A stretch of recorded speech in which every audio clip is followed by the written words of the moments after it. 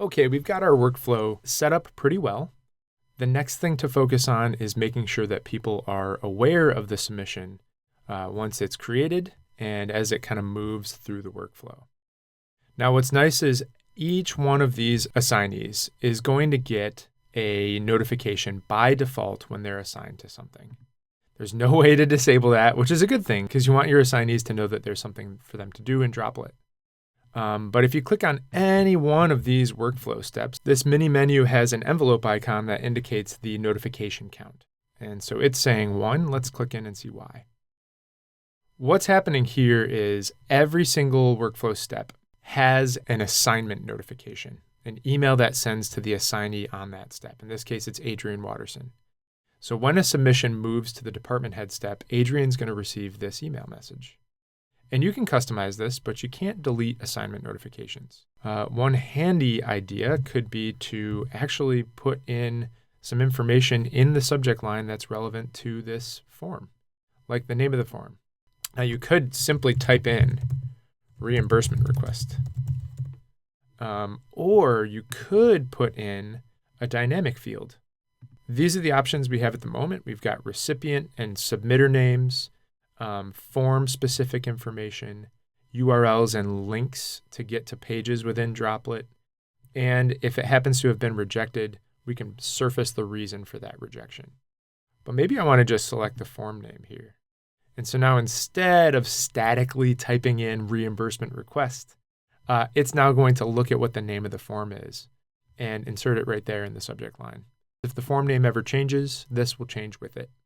One really handy feature is that you can actually grab information from the form and insert it, kind of like how we've done with these dynamic fields, into the messaging of either the subject line or the body. And so if I bounce back over to the form, maybe I want to put the category. And so this is where those IDs are going to be really helpful. I'm going to just grab category here as an ID. And if I go back over to my workflow and go to that notification, I can say, okay, hi, recipient name, initiated by full name, submitted a reimbursement request for, and then I'm going to just pop in category.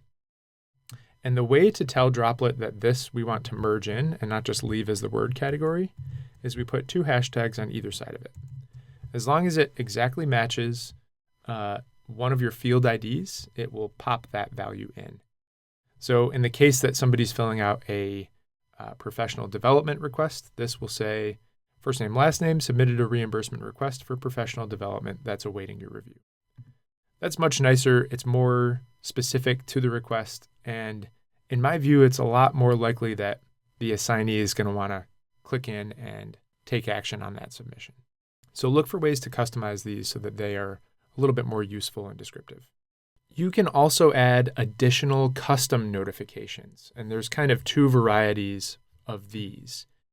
One is if you want the notification to send as soon as the submission has entered this step. So send when step begins means as soon as this submission travels from the start to the department head step. So simultaneously, when Adrian's getting an email saying he has a submission to take action upon, you can also configure additional notifications that can go to others. Now, these could be others that are just being made aware of a submission. They're not assigned to the submission. Adrian is. But maybe it's Adrian's assistant that would like to get some notification that he's got something to do. So to do that, you can click Add here next to Send When Step Begins. You can then add recipients, and these, similar to assignees, can be dynamically determined. They can be somebody outside of Droplet. It can be the submitter.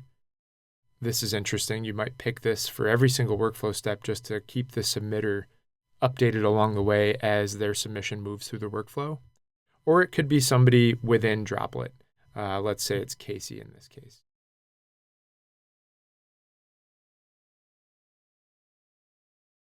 Okay, that sounds good.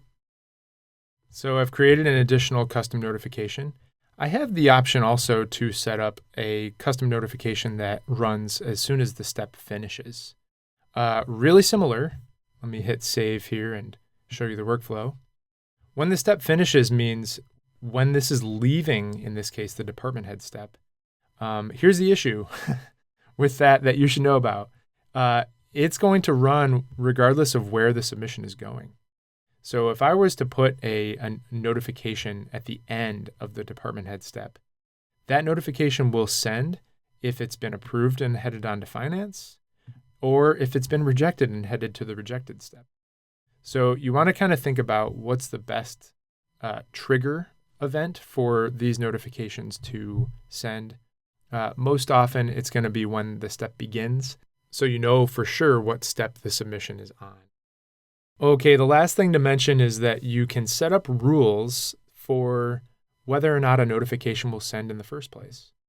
So let's go back into this department head step, and let's look at this additional custom notification that we set up for Casey Boron.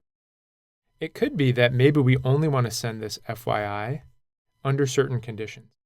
So in the top right corner here, we can add send rules that, again, are really similar to some of the other rules that we've been building.